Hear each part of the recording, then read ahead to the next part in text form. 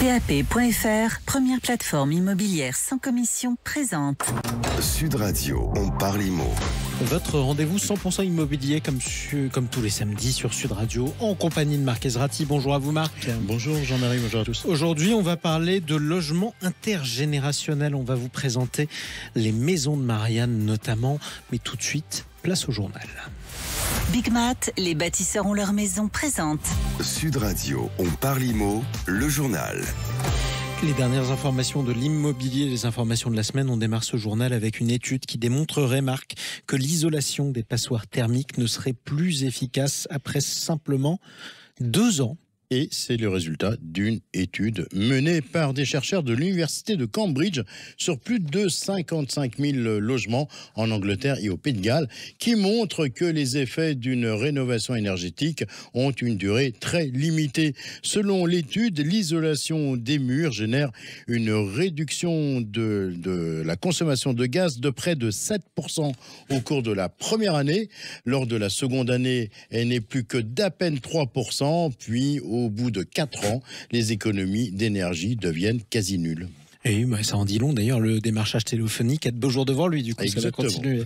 Allez, du coup, comment les auteurs de cette étude expliquent l'absence d'effet à long terme de la rénovation ? Eh bien, il pointe le comportement des habitants, qui est l'une des explications avancées par les chercheurs de l'université de Cambridge. Eh oui, la rénovation des logements permet une meilleure isolation, donc, et avec elle, une température plus élevée. Du coup, les occupants sont alors tentés d'ouvrir plus souvent et plus longuement leurs fenêtres, d'où les déperditions de chaleur. Forcément, si vous laissez la porte et la fenêtre ouverte, il y a un trou dans la passoire, oui. Jean-Marie, plus surprenant encore, les auteurs de cette étude pointent du doigt les vérandas. Ces extensions dont les Anglais raffolent, ils sont, rappelons-le, 20% à disposer et elles sont évidemment très consommatrices de chauffage. Ainsi, les logements anglais rénovés qui disposaient d'une véranda ont vu l'effet de cette rénovation disparaître quasi immédiatement après la première année. Oui, c'est normal qu'on cherche le soleil dans un pays où il est si rare. Allez, on continue à parler rénovation. Cette fois, on revient en France, on retraverse la Manche, Marc, avec une étude de Se Loger. Qu'est-ce qu'on y apprend ? Eh bien, Jean-Marie, que la rénovation est une tendance plébiscitée par les Français. Cette tendance à la rénovation est largement répandue parmi les propriétaires qui déclarent, pour les 2 tiers d'entre eux, préférer rénover leur logement plutôt que d'acheter ou de vendre. Oui. Mais ils sont aussi 32% à vouloir le faire eux-mêmes, les travaux de rénovation. Et ça, on pense que c'est un effet direct de l'inflation. Et parmi les pièces que les propriétaires veulent rénover en priorité, il y a la salle de bain qui arrive en tête, largement en tête, suivie par la chambre, la cuisine et, plus étonnant, le jardin. Ah, c'est intéressant ça. Bon, Marc, on poursuit ce journal avec l'histoire d'une locataire. Elle a été condamnée pour avoir sous-loué son logement HLM. Eh oui, on a beaucoup d'affaires en ce moment de sous-location. Oui. Alors là, la justice a condamné récemment une locataire d'un logement HLM à 9 000 € d'amende pour avoir sous-loué son appartement durant 7 mois. Elle percevait 800 € de loyer par mois, ce qui faisait un total de 5 600 €. La locataire a vu également son bail résilié. Alors, contrairement au logement du parc privé, un locataire a l'interdiction totale de sous-louer son logement HLM car il détourne la finalité sociale de ce dernier et porte préjudice aux bénéficiaires en attente de logement. Effectivement. Allez, on termine ce journal avec l'histoire d'une jeune maman qui a préféré partir plutôt que de vivre dans un logement indécent. Et oui, c'est une jeune mère de famille de 2 enfants qui avait loué une maison près de Saint-Lô dans la Manche qui s'est avérée être une véritable passoire thermique. Pour se chauffer, figurez-vous que la jeune femme a vu ses factures d'électricité s'envoler, atteignant 1 900 € en seulement 6 mois. Malgré une obligation de rénovation à réaliser, les travaux n'ont toujours pas démarré. La jeune fille a décidé de partir s'installer chez sa maman en attendant de trouver un nouveau logement. C'est quand même absolument lamentable de la part du propriétaire. Merci Marc pour ces informations. Tout de suite, la Minute Viager. Avec notre partenaire Senior Consulting Group, cette semaine, Marc, on parle de la revente d'un bien en viager. Et comme dans une transaction immobilière classique, un acquéreur ou son héritier peut décider à tout moment de revendre le bien qu'il a acheté en viager. Car oui, il faut le rappeler, en cas de décès de l'acquéreur, les héritiers successifs ont sont tenus au paiement de la rente, faute de quoi ils perdront purement et simplement le bien acquis et les capitaux versés. Il arrive alors que les héritiers ne souhaitent pas ou ne peuvent pas s'acquitter de cette fameuse rente et conserver le bien. Ils peuvent alors le remettre en vente sous réserve de non-soumission à l'approbation du vendeur inscrit à l'acte authentique. Généralement, il est d'usage d'y insérer un simple devoir d'information du vendeur. Pour revendre le bien, il est toutefois conseillé de s'adresser à un spécialiste parce qu'il va falloir réactualiser les calculs en fonction de la valeur du bien au moment de la revente, de la rente viagère versée qui doit rester inchangée et enfin du bouquet maximal que l'acquéreur pourra demander. Merci beaucoup. Marc Ezrati, allez rester avec nous. On se retrouve dans un instant sur Sud Radio. On va vous parler des maisons de Marianne, de location, de résidence, de logement intergénérationnel. Je rappelle aussi que vous pouvez nous appeler 0826 300 300. Si vous avez une question sur un logement, on va aussi essayer de vous répondre en compagnie de Laetitia Caron. À tout de suite. Sud Radio, le Mac de l'Imo, décryptage et tendance de l'immobilier. Votre rendez-vous 100% immobilier sur Sud Radio jusqu'à 10h avec Marc Ezrati. Aujourd'hui, on vous présente les maisons de Marianne. On en parle avec notre invité Raphaël Gilabert. Bonjour à vous. Oui, bonjour. Et bienvenue à vous sur Sud Radio, directrice générale des maisons de Marianne. Marc. Bonjour Raphaël Gilabert. Bonjour. Alors, dites-moi, Raphaël, avant de vous poser quelques questions sur le logement intergénérationnel, j'aimerais que vous nous présentiez rapidement les maisons de Marianne. Oui, donc les maisons Marianne, ce sont 35 résidences actuellement, de 80 à 150 logements sur quasiment toute la France, beaucoup en région parisienne, dans les Hauts-de-France, dans le sud. Et donc, ce sont des logements intergénérationnels solidaires. Alors, justement, de quoi on parle? C'est quoi un logement intergénérationnel et solidaire? Alors, ce sont des logements regroupés sur la base de 80 à 150 logements par résidence qui sont accessibles à toutes les générations et adaptés notamment aux seniors pour bien vivre ensemble et bien vivre chez soi. Ça veut dire que dès la conception, puis pendant la phase construction, tout est pensé pour anticiper nos problématiques de perte d'autonomie. Par exemple, vous avez des salles de bain avec douche extra plate, des portes automatiques pour les fauteuils roulants, des veilleuses, des volets roulants motorisés. Vous avez vraiment tout ce qui permet au quotidien le maintien à domicile, aussi bien à l'intérieur qu'à l'extérieur des parties communes, par exemple des ascenseurs systématiques, etc. Mais du coup, est-ce que l'intergénérationnel, ça concerne vraiment tout le monde, du coup? Alors, ça concerne tout le monde, puisque nous disons en plus que nous sommes solidaires. Ça veut dire qu'on est articulé autour d'une philosophie du partage et qu'on permet, en plus de l'habitat qui est bien conçu, d'avoir des animations, du lien social avec nos animateurs dans un grand salon convivialité qui est au rez-de-chaussée de nos résidences et qui est ouvert à l'ensemble des 80 locataires qui viennent dans nos maisons Marianne. Donc ça intéresse vraiment, vraiment tout le monde, que ce soit des jeunes, que ce soit des couples, que ce soit des familles monoparentales. Il faut savoir que pour 93% des Français, c'est vraiment une bonne chose que de vivre dans un environnement qui favorise la mixité et on lutte contre le sentiment d'isolement par le biais de nos ateliers, de nos animations. Alors justement, est-ce que vous pouvez nous donner des exemples concrets d'échanges qu'il y a entre résidents ? Oui, par exemple, vous allez avoir la petite dame qui va garder les enfants de la maman monoparentale parce qu'un soir, elle est toute seule et elle travaille. Vous allez avoir le jeune étudiant qui va aider sa voisine un peu plus âgée à installer l'application Marianne et vous qu'on leur donne sur sa tablette numérique. Vous allez avoir du covoiturage. Vous allez avoir le vendredi matin les gens qui vont aller au marché, qui vont proposer d'aller ensemble au marché. On a fait la galette des rois à Gonesse. Ça a été une grande réussite parce que certains voisins qui venaient d'emménager ont appris à se connaître. Donc c'est vraiment un échange autour du partage et des valeurs républicaines. Marianne, liberté, égalité, fraternité. Oui, on a bien compris. Quels sont les risques pour les personnes qui se retrouvent isolées ? Le risque, il est très important. Vous perdez du lien social, vous avez de la souffrance psychique, vous vous sentez tout seul, vous êtes désocialisé.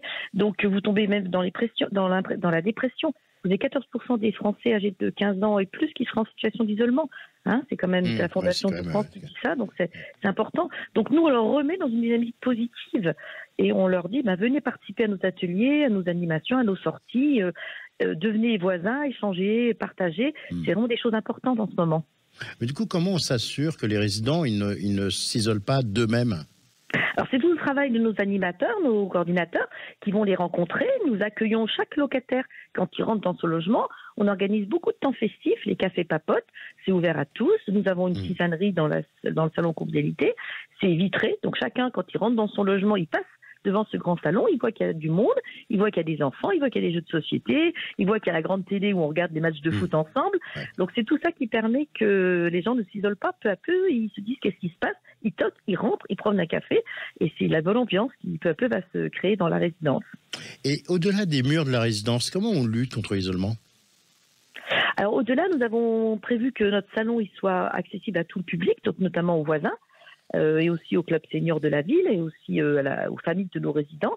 Donc ça veut dire qu'on va organiser des sorties culturelles avec le club senior, on va partager les moments festifs, et on va vraiment s'ouvrir aussi sur l'ensemble de la résidence, notamment l'ensemble du quartier. Par exemple, on peut faire de la mixité avec de l'accession à côté de logements qui sont faits en logements sociaux. Alors, dites-moi, le vieillissement actuel de la population, il peut conduire à un accroissement de l'isolement des personnes âgées. Est-ce que l'intergénérationnel, c'est une solution ? Alors, c'est une des solutions. On a fait une enquête Opinion l'année dernière. On se rend compte que seulement 6% des logements en France sont adaptés aux problématiques de vieillissement. Donc, ça veut dire qu'il faut vraiment des solutions alternatives, notamment sur l'immobilier, puisqu'il faut que les logements soient adaptés, mais aussi sur la perte de lien social. Donc, nous, c'est ça, on travaille vraiment sur ces deux dynamiques, sur le bien vivre ensemble et le bien vieillir chez soi.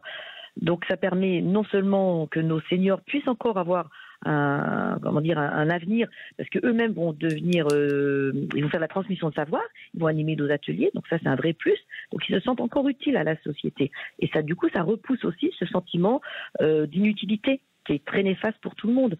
Donc, c'est il reste en activité, et du coup, ce genre de résidence, ça permet aussi d'avoir, si on veut résumer, des actifs, des jeunes étudiants, des personnes effectivement plus dépendantes, des familles monoparentales, et de mixer toutes ces populations pour arriver à quelque chose d'agréable et de sympathique, voilà, pour rompre l'isolement et créer du lien social. Merci beaucoup, Raphaël Gilabert, de nous avoir consacré un peu de temps ce matin sur Sud Radio.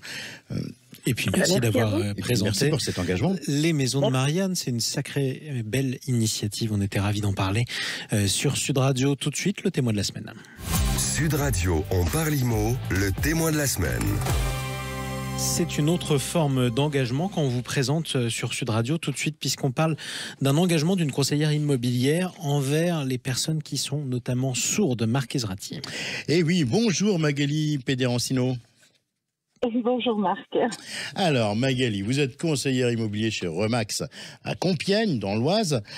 Vous avez une spécialité que très peu d'agents immobiliers ont. Vous exercez votre activité notamment en langage des signes à destination de clients sourds ou malentendants. Comment elle vous est venue, cette idée de vous lancer dans cette spécialisation ? Alors, ça remonte à très très loin. Tout simplement, déjà, j'ai appris la langue des signes depuis l'enfance pour communiquer avec ma mère et mon beau-père par ce moyen. Ensuite, j'ai eu une carrière variée. Et j'avais déjà pensé à postuler dans l'immobilier, mais ça me semblait vraiment compliqué, donc j'ai laissé tomber. Dans le courant de l'année 2021, j'ai décidé de démissionner de mon ancien poste et puis j'ai entamé une formation dans l'immobilier qui m'a été proposée par pur hasard. Et j'ai toujours un adage, c'est que rien n'arrive jamais par hasard. Exactement. Dès les premiers jours de la formation, il m'est paru absolument évident que j'étais faite pour l'immobilier. Et 2 jours après, j'ai commencé à parler avec mes formateurs de ma compétence linguistique et le projet que j'avais dans l'esprit par rapport à mon futur métier. Ils ont adhéré complètement. Ils ont dit que c'était totalement inédit, qu'ils n'en avaient jamais entendu parler et qu'il fallait que je mène jusqu'au bout ce projet. Donc j'ai fait de mon côté quelques recherches et j'ai pu constater qu'il n'y avait que quelques conseillers en France qui pratiquaient la langue des signes. Sur le doigt d'une main, je crois, que ça se compte. Tout à fait, c'est ça. Pourquoi justement Magali, pourquoi cette compétence, elle peut être importante dans l'immobilier ? Alors, c'est comment vous dire ? Utile, c'est pas utile, c'est complètement, complètement indispensable pour ces clients-là, pour les clients sourds et malentendants, parce qu'ils se sentent complètement démunis lors d'un projet du type immobilier, et un projet immobilier dans la vie d'une personne, quelle qu'elle soit, ça a une place inédite. Alors, la semaine dernière, on parlait de discrimination à l'accès au logement. Je suppose que les personnes sourdes et malentendantes sont victimes, la plupart sont victimes de comportements discriminants, non ? Malheureusement, oui, c'est une véritable discrimination de la majorité des propriétaires et des vendeurs. Je dis pas la totalité, hein. Loin de là, mais je reconnais qu'il y a quand même une généralité. Je vais juste vous donner un exemple très simple. Oui. Quand on cherche un bien immobilier sur un site de recherche, on voit des propriétaires ou des vendeurs qui écrivent d'ores et déjà qu'ils n'acceptent qu'un premier contact par mail et même qui refusent les SMS.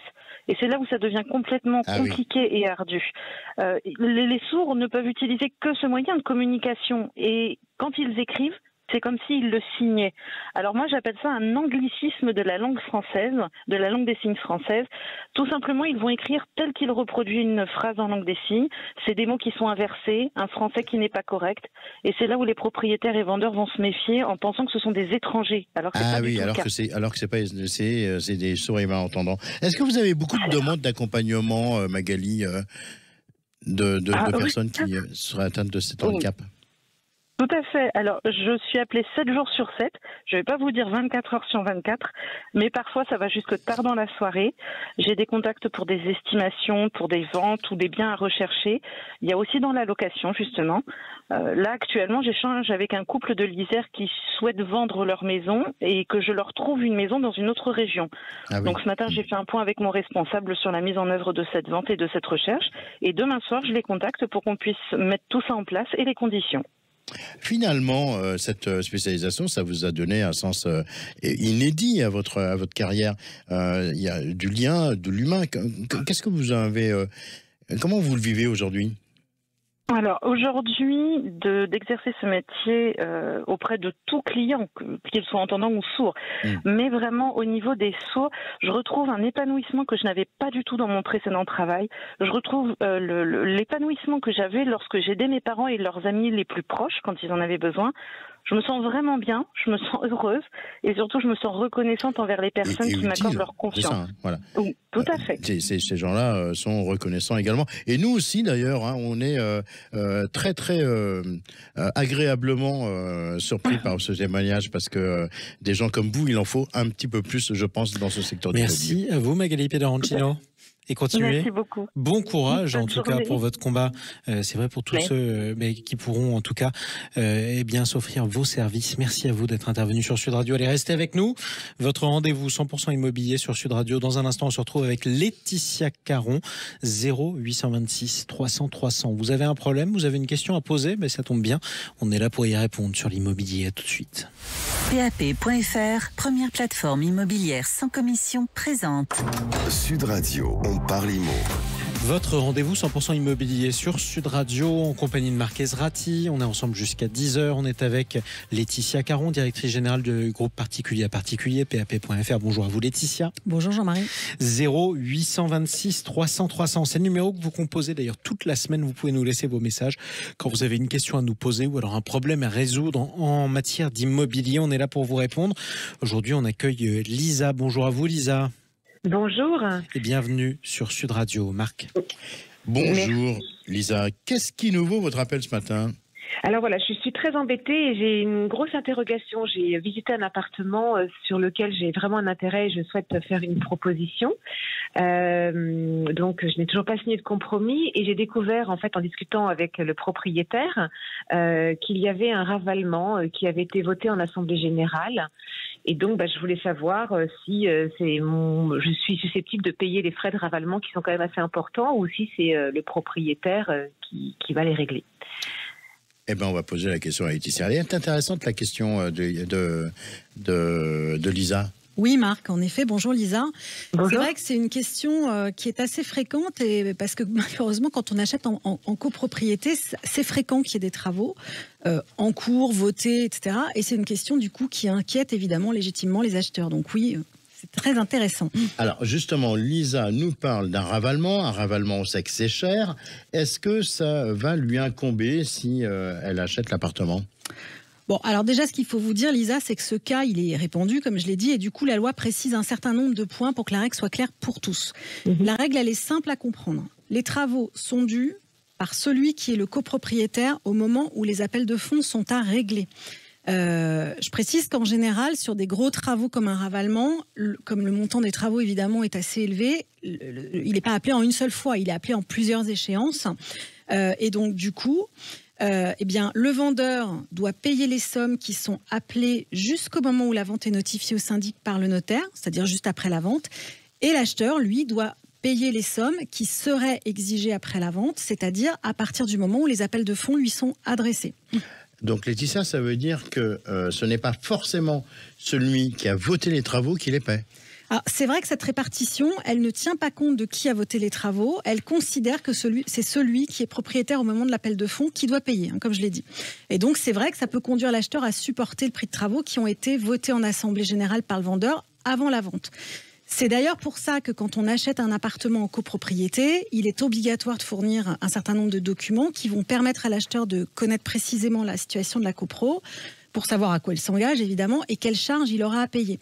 Parmi ces documents, il y a les 3 derniers comptes rendus d'Assemblée Générale. Donc, je ne sais pas, Lisa, si vous les avez déjà eus ou pas.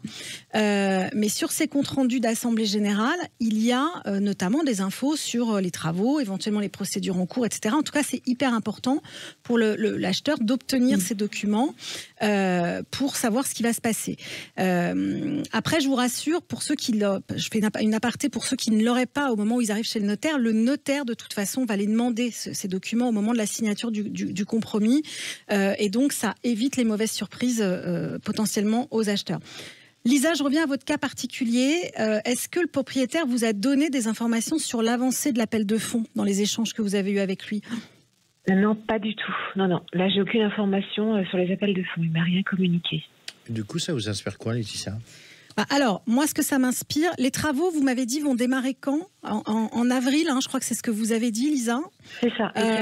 Bon, ce qui est possible, c'est que les appels de fonds aient déjà été faits, parce qu'évidemment, pour des travaux qui vont démarrer en avril, il va falloir payer les entreprises. Mais on n'en est pas sûr.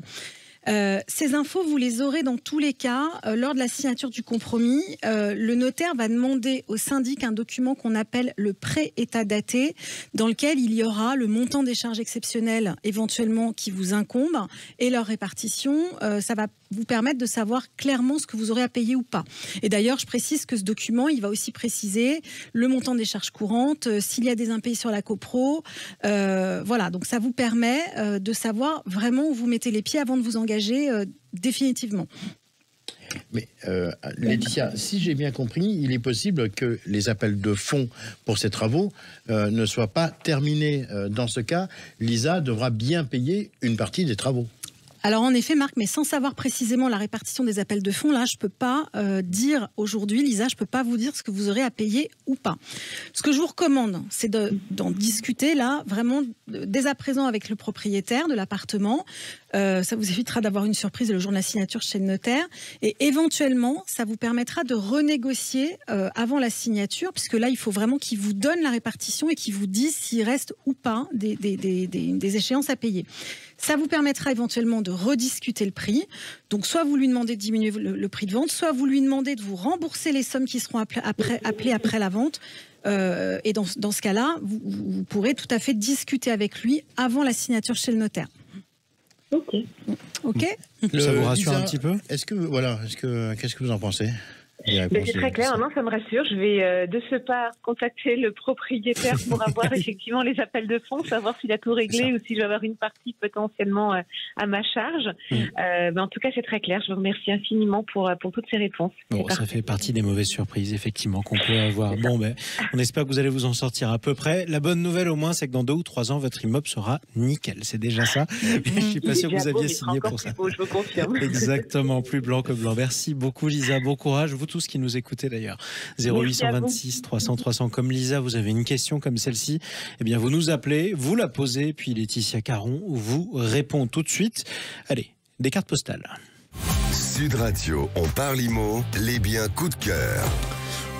Vous sont présentés par Préto, l'expert en ligne du crédit immobilier. Simulez combien vous pouvez emprunter sur Préto.fr. Je suis toujours trop pressé de les découvrir, ces cartes postales de bien coup de cœur. Exactement. De beaux logis à visiter qui sont à vendre. Alors, Laetitia Caron, on part où ce matin ?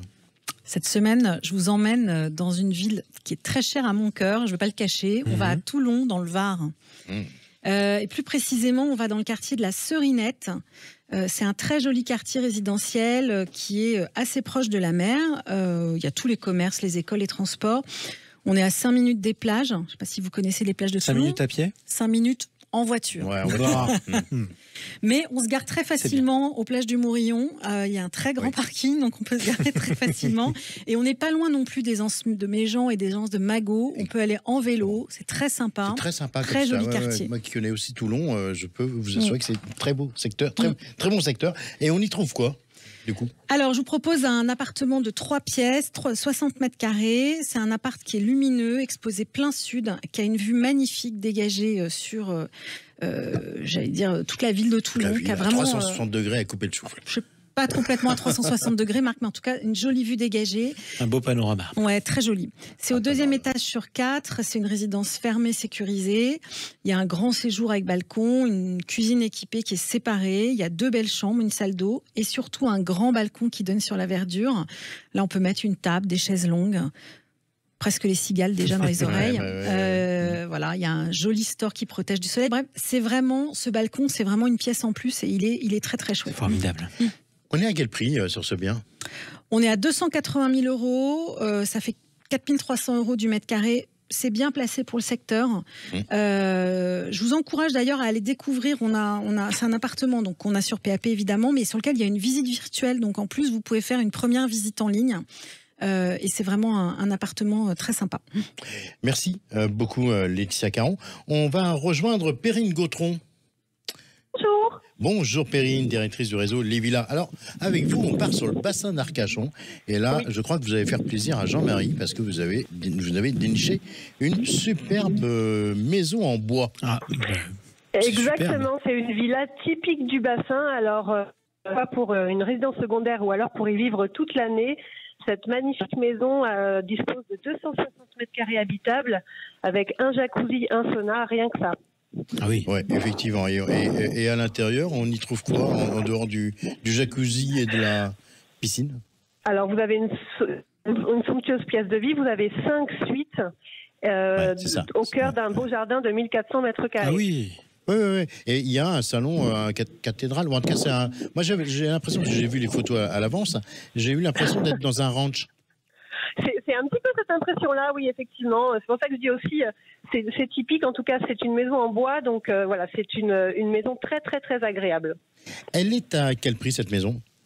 Alors, elle est à quelques pas du bassin, donc des plages, et puis elle est affichée à 1 248 000 € par contre. Ah, c'est pas encore... c'est un sacré coup de cœur, on va dire. Hein. C'est un sacré coup de cœur, comme vous dites, Marc. En tout cas, merci beaucoup, Perrine Gautron, directrice... de nous avoir fait rêver. Des villas, et vous nous avez fait rêver ce matin. Exactement, c'est magnifique le bassin d'Arcachon. Merci à vous tous, merci à Laetitia Caron, à Marc Ezrati. C'est la fin d'On parle IMO, votre rendez-vous 100% immobilier. On se retrouve samedi prochain à la même heure. Je le rappelle, d'ici là, 0826 300 300, vous avez un logement ou alors vous le louez ou alors vous avez une question à poser sur l'immobilier, vous nous la posez au 0826 300 300. Vous pouvez nous laisser vos messages. On vous rappelle et en plus, on vous répond à l'antenne sur Sud Radio. Merci à vous. Sud Radio, on parle IMO. Avec PAP.fr, première plateforme immobilière sans commission.